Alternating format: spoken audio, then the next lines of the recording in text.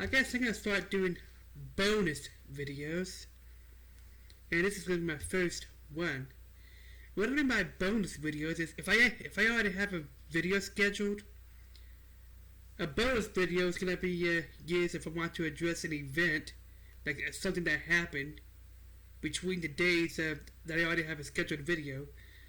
So a bonus video is gonna be like an extra video on the said day, on the day in question.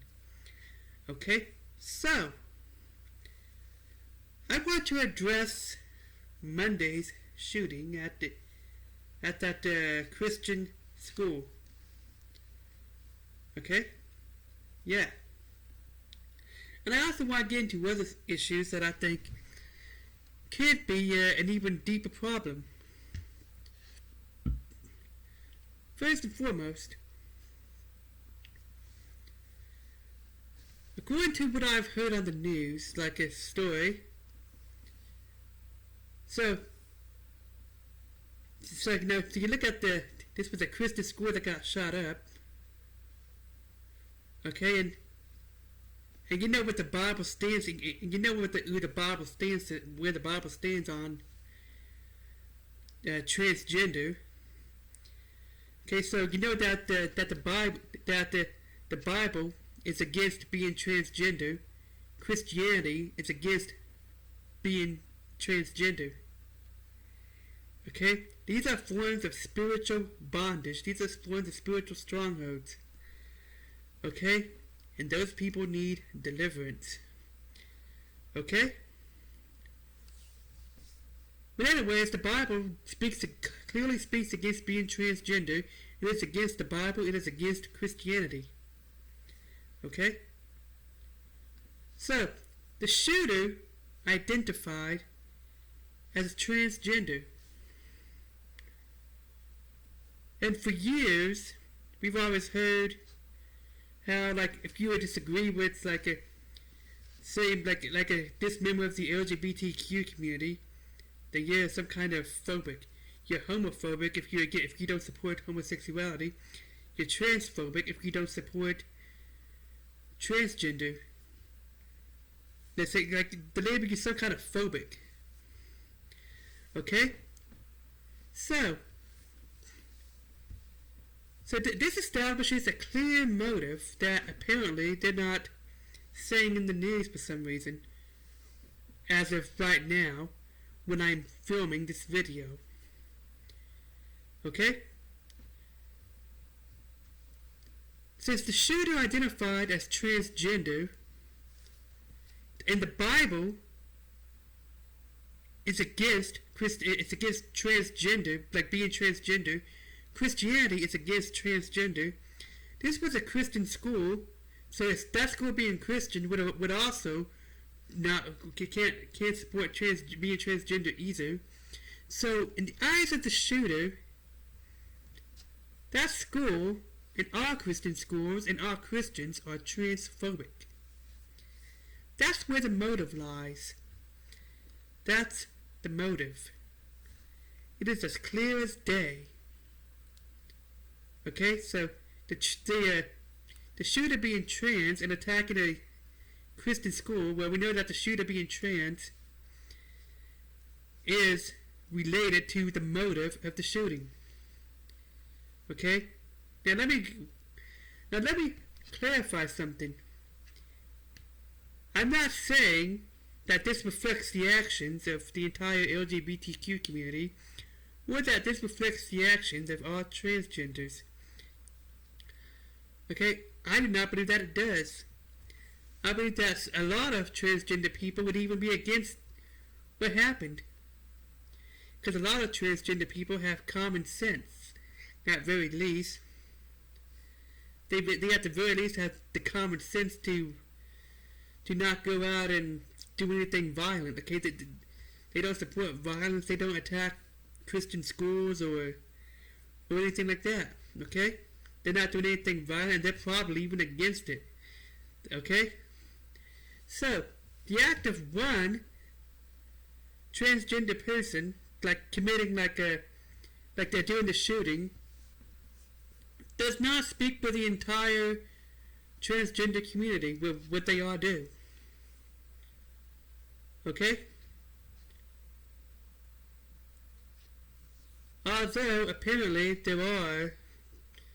I have seen a few clips of people reacting to other transgender people pretty much calling for violence on Friday, which is supposed to be about transgender vengeance or something other, according to what I've heard. So yeah, so again, this is not a coincidence. This is something spiritual, and this is the motive. The shooter was against Christianity because the shooter is trans and saw Christianity as transphobic and decided to take revenge and decided to act on it. Okay?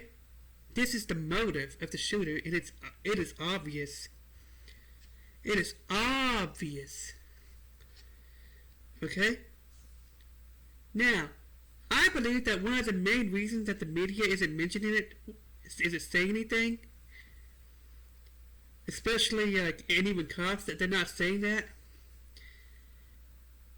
is because, well, I don't want to speak for the entire media, like, even medias that are more reliable, even like news, sources that are more reliable, if that makes sense. Like, the reason that the cops don't want to say this is because they probably don't want to say anything that they can't prove legally. However, once you understand what Christianity, that Christianity stands against transgenderism, the shooter is transgender, it's a Christian school, it is obvious, it is as clear, because Christians are viewed as being homophobic, transphobic, whatever phobic, just some kind of phobic towards the entire LGBTQ community. Okay? Christians have been accused of that. And maybe some of them maybe some Christians actually do act like that, like come across that way. Okay? However, when you connect those dots together, shooter was trans, Christianity is against Christianity in the Bible to be transgender. It was a Christian school. I mean, when you connect those dots together, it is not hard to establish a motive. Okay, it is not hard. Okay? It would be like if some guy attacked. It'd be like if some guy who turned out, if some guy randomly shot up an all-black community, and the guy was white, and then it turns out he's a member of the KKK. Well, gee, what do you think his motive was? You know, I said like in that scenario, it would be racism. But apparently, there's no phobic name for Christianity. Apparently, as far as the law is concerned, there is no such thing as a hate crime against Christianity. And that's only due to a technicality, a double standard. If this happened at a Muslim community, at a mosque, it would be considered a hate crime right then and there. Yeah, it would be considered a hate crime. So now I'm going to address another problem that I have. A pattern that I'm seeing every time there's a shooting. Okay? Every time there's a shooting, It seems like all the church does is gets together and prays for the survivors, that God would touch and heal those who are affected by the tragedy. Okay? And then wait for the next tragedy, and then again pray for God to touch those victims, those affected by that tragedy. And especially if it's like a mass shooting. It's like that's all the church does. We wonder why people, and then they wonder why isn't God preventing it? Well, sometimes you have not because you ask not. You're not asking God to do anything about that. Possibly because they're relying on the government to do something about it. Okay? And another thing, they don't seem to understand that God delegated that authority to us. Okay, it's not that God is allowing these tragedies to happen. God gave that authority to us, and we are allowing it through ignorance. We are allowing these tragedies to happen through ignorance. Once you understand that these mass shootings, all of them, even when it does not happen at a Christian school, even if it happens at a public school, the movies, wherever it may happen, once you understand that it is a spiritual issue at the very root of it, then you know that you can take your authority over that. You know that you can go into spiritual warfare and actually prevent it. Okay? You can actually go into spiritual warfare every day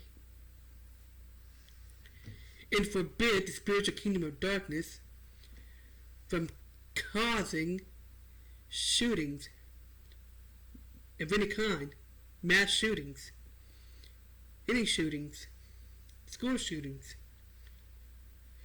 Okay? You can actually do that. Okay? You can proclaim that you can cause these stuff, the plans for these things to even be exposed. Yeah, before it happens, like the person's gonna be caught red-handed planning it. You know what I'm saying? Like when you know your authority, you can actually prevent shootings from happening altogether.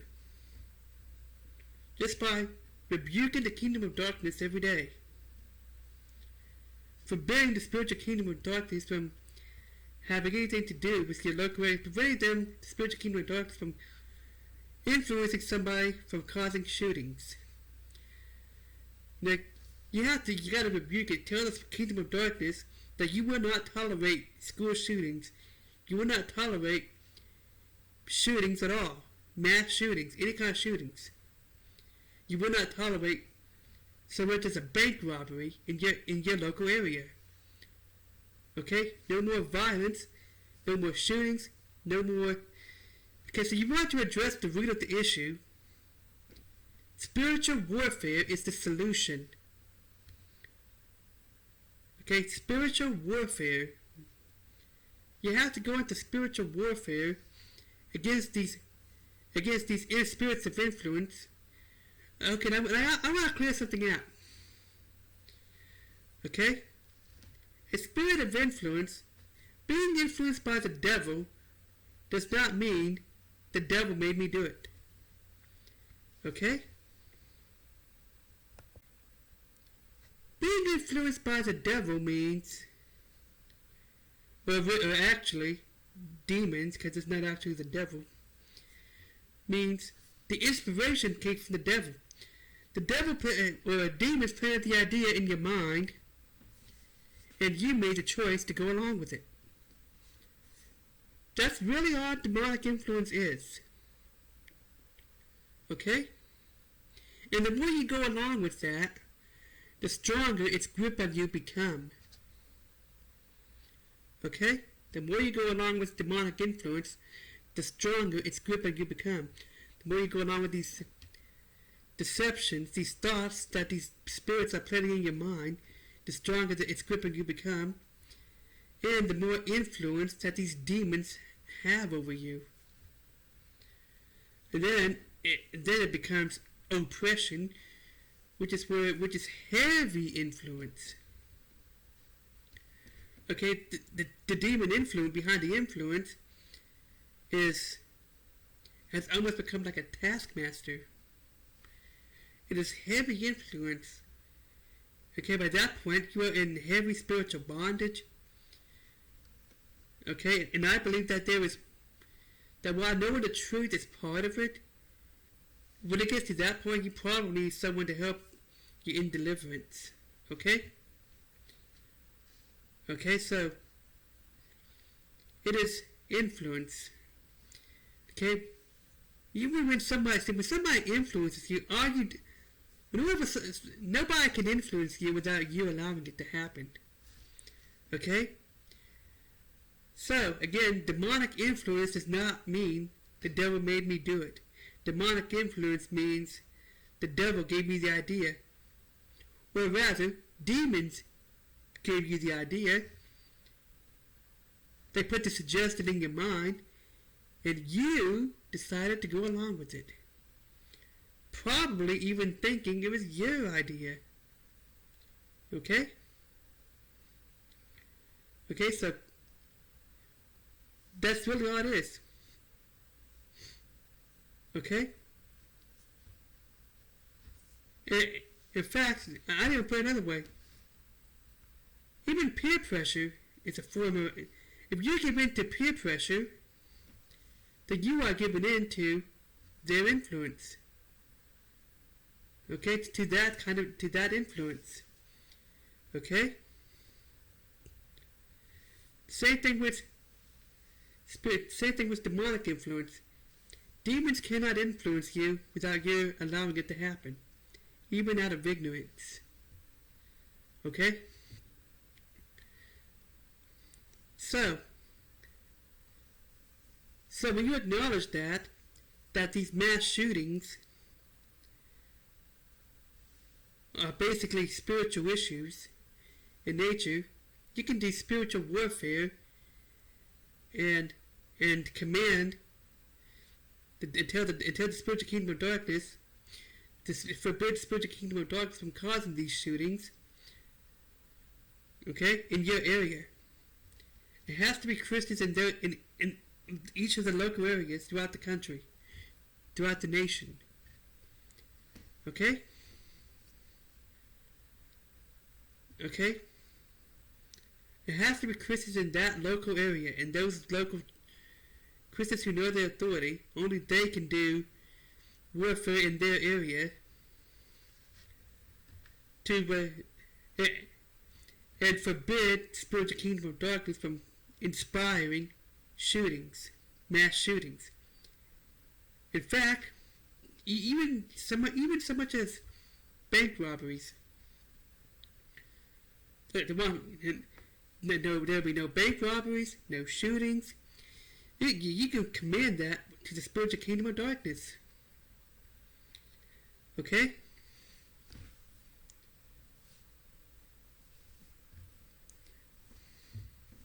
But as I already mentioned, all the church does after each tragedy, after each shooting, is pray for God to touch and heal those that are affected by the tragedy, those that are affected by the shooting. Even this right here, all the church is going to do is going to pray for God to touch those 6 families that are affected by this tragedy. And then wait for the next tragedy to happen. And pray the same thing. And then the next tragedy to happen, the next shooting to happen. Pray for God to touch these. Like, nobody is praying for God to prevent these tragedies. Okay? Nobody's praying for that. Which technically, like, you have to take your authority to actually do that. Okay? And you have people calling for something to do, like, in the natural. And really, you do not have to wait for the government to do anything about it. This is ultimately something spiritual. Okay? This is of demonic inspiration. Okay? Demonic inspiration. Okay? This is of demonic inspiration. Okay?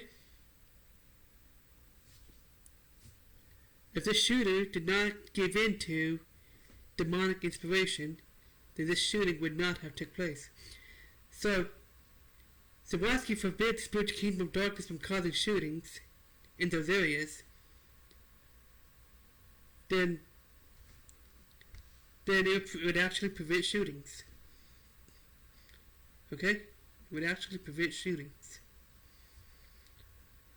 In fact, even take it to another level, you can actually cause those who are planning shootings or any other crime to be exposed before it happens.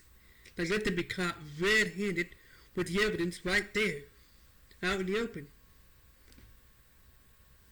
All nice and legal. Same thing with you can do the same thing even with the community with gangs and drug problems and anything like that. The answer is always spiritual warfare. Okay? Spiritual warfare. That's what the answer is. Gun control won't do nothing. Well, actually, gun control will make things worse. Especially if you're relying on that by itself. Especially if all you're doing is relying on the government to do something and they're not. And technically, even if the government wanted to, they can't. Okay? They can't prevent school shootings. Even if they wanted to. Or really, any shootings at all. Even if they actually wanted to. It's not good. Okay, spiritual warfare is the solution. I mean, they might be, like, somebody might be able to prevent a shooting in certain places by hiring, like, armed security guards and whatnot. But other places that don't have that, just, that are pretty much gun-free zones, there's still going to be shootings over there. Okay? Still going to be shootings, because criminals do not follow the law. Okay? So the solution, right, especially for right now, the solution is ultimately spiritual warfare. And Christians all throughout the nation has to take their authority every day, every day, nationwide, and forbid the spiritual kingdom of darkness from causing shootings, robberies, and even drug addiction and gangs. Okay? Okay, this right here has to be stopped. It can be stopped by spiritual warfare. Okay? Okay, because this is of demonic inspiration. The shooting was demonic. Okay? Now, obviously that can only happen when the shooter comes into agreement with the demonic influence to do the shooting. Perhaps the demon can even take advantage of anger or something that the mass shooting. Like, sometimes anger is the open door to influence. Like you're already mad at a particular group of people. Then the thought pops into your mind, well, to just kill those people, and you make the choice whether or not to do it. Okay, the thought in that situation came from demons, but when you decide to act on that thought, you're guilty of it. You decide what to do with that thought. You decide what to do with those suggestions planted in your mind. Okay? So again, so blaming it on demons is not excusing the shooter, okay? It is not justifying the shooter's act. It is not making excuses for the shooter, okay? It is not. The shooter is still guilty. Okay? The shooter is still guilty. In fact, it is both. Like, the shooter came into agreement with, even without realizing it, the shooter could have been an atheist and still been a victim, and still did that under demonic influence. Okay? And since this was planned, it's probably heavy demonic influence. Okay? Like heavy demonic influence. If this shooter was planning to do other Christian schools, that would be further proof. And the fact that I can see a lot of people saying that, well, Tennessee got what it deserved for passing some anti-trans bill or whatever, it serves them right, that's even further proof. Okay, that this shooting was inspired by anti-Christians, and it has something to do with the shooter being trans, and viewing Christians and Christian schools as transphobic. That's even further proof. Okay, you have to look at the fruit of what you know and understand motive. So, that's another sign that it's a spiritual issue. Okay? And obviously, one of the biggest signs that it's a spiritual issue is that it's when it's controversial. It's when, like years ago,